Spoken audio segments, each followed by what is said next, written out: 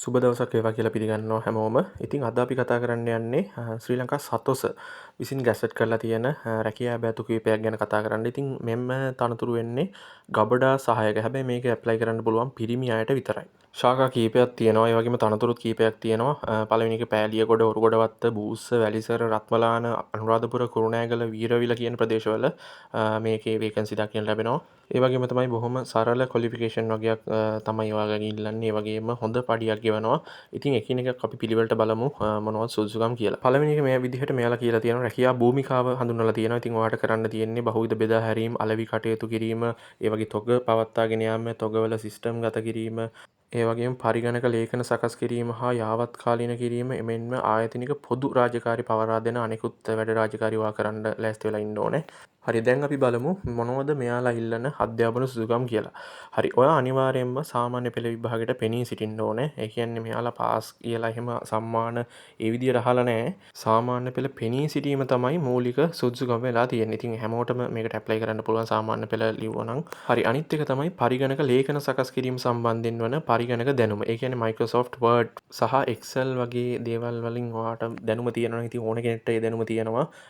ඒ දැනුම නැත්තම් මේකට ඇප්ලිකේෂන් දාලා ඔයාලා YouTube එකේ හරි බලන්න එව්වා.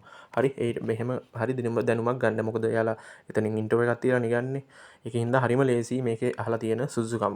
හරි හොඳ වැටුපක් ගෙවන හින්දා අනිවාර්යයෙන්ම මේ තියෙන සුදුසුකම් වල කට්ටිය අනිවාර්යයෙන්ම ඇප්ලයි කරන්න. ඊළඟට බලමු වෙනත් සුදුසුකම්. වෙනත් සුදුසුකම් කියන්නේ වයස ප්‍රමාණය වයස පරිමාණය සාමාන්‍යයෙන් අවුරුදු 18ට නොඅඩු වෙන්නත් ඕනේ. අවුරුදු 45ට නොවැඩි වෙන්නත් ඕනේ. ඊළඟට මෙයාලා කියනවා මනා සෞඛ්‍ය තත්ත්වයෙන් හැබි පිරිමි අයදුම් කරවන් සඳහා විශේෂ සැලකිල්ලක් දක්වන ලැබේ. ඒක එච්චර දෙයක් නෙමෙයි. ඉතින් හැමෝම හොඳ සෞඛ්‍ය මට්ටමේ ඉඳලා තමයි O level එහෙම ෆේස් කරලා තියෙන්නේ. ඒකින්ද බය වෙන්න එපා. ඊළඟ වැදගත්ම දේ තමයි වැටුප් සහ නිකුත් දීමනයි. ඉතින් වැටුප් කේතේ වෙන්නේ මෙයාලගේ PL1 2025 කියන වැටුප් කැටගරි එක. ඊට පස්සේ මෙයාලට වැටුප් පරිමාණය විදිහට 62530ක්. ඒ කියන්නේ 40500 සිට 62530 දක්වා පරාසයකට මෙයාලට මාසික වැටුපක් හම්බ වෙනවා. සමස්තයක් විදිහට ගත්තට පස්සේ මේ රැකියාවට ගියපු අලුත්ම කෙනෙකුට උනත් සාමාන්‍යයෙන් 60000ක් වගේ 60000කට ආසන්න වැටුපක් ගන්න පුළුවන්. හරි ඊළඟ කියලා දිනවා පත්වීමේ ස්වභාවය කියන එක. වසර 3ක පරිවාස කාලයකට අනිවාර්යයෙන්ම යටත් වෙනවා. ඉතින් හැම රජයේ රැකියාවම එහෙමයි. හරි ඊළඟ එක තමයි ඒක සරල දෙයක්. ඉතින් ශ්‍රී ලාංකේය පුරවැසියෙක් වෙන්නත් ඕනේ.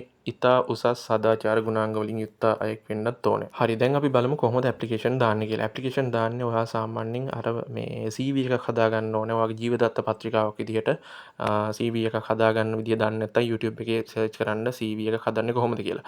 ඊට පස්සේ මේ විදිහට ඔයා හදාගන්න හරියට ඒකේ ඔයාගේ විස්තර ටික හරියට ඇතුළත් කරන්න. ඒ කියන්නේ මුළු සම්පූර්ණ නම, ID number එක, එතකොට තව තියෙනවා දේවල්, ඒ සරල දේවල් වගේක් තියෙන්නේ. ඊට පස්සේ ඔයාගේ WhatsApp number, email එක, ඒ වගේ දේවල් අනිවාර්යයෙන්ම ඇතුළත් කරගන්න. මේ විදිහට ඇතුළත් කරලා ඔයාගේ අධ්‍යාපන සුදුසුකම්. ඒ කියන්නේ දැන් O level වලට අමතරව තව මොනවා හරි කෝස් කරලා තියෙන්න පුළුවන්.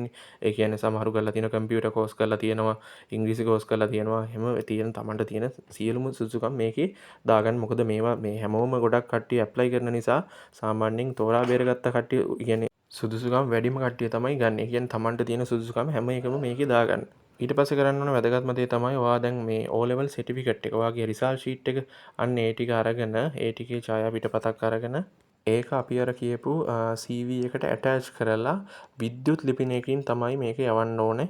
ඒ කියන්නේ ඔයාගේ ওই ෆයිල් එක ඊමේල් එකක් විදිහට තමයි මෙයාලට සෙන්ඩ් කරන්න ඕනේ. ඒ ඊමේල් එක තමයි මෙන්න මේක vacancies@lankasatos.org. ඔන්න ඔය කියන ඊමේල් ඇඩ්‍රස් එකට තමයි ඔයා සෙන්ඩ් කරන්න ඕනේ. හරි ක්ලෝසින් ඩේට් එක වෙන්නේ මාර්තු 9. මාර්තු 9ට කලින් ඔයාලා අනිවාර්යයෙන්ම මේකට ඇප්ලයි කරන්න ඕනේ. මාර්තු 9න් පස්සේ මේක ඩෙඩ්ලයින්. හරි එහෙනම් මේ කියපු විදිහට හරියට වැට්ටි කරගන්න ඉන්ටර්විව් එකට හොඳට ෆේස් කරන්න. අනිවාර්යයෙන් මේ රැකියාවට යන්න සුදුසුකම් තියෙන කට්ටිය. ඉතින් ජය වේවා කියලා ප්‍රාර්ථනා කරනවා. මොනවා හරි ප්‍රශ්නයක් තියෙනවා නම් අනිවාර්යයෙන්ම කමෙන්ට් එකක් දාන්න. මම රිප්ලයි එකක් දාන්නම්. හැමෝටම ජය වේවා.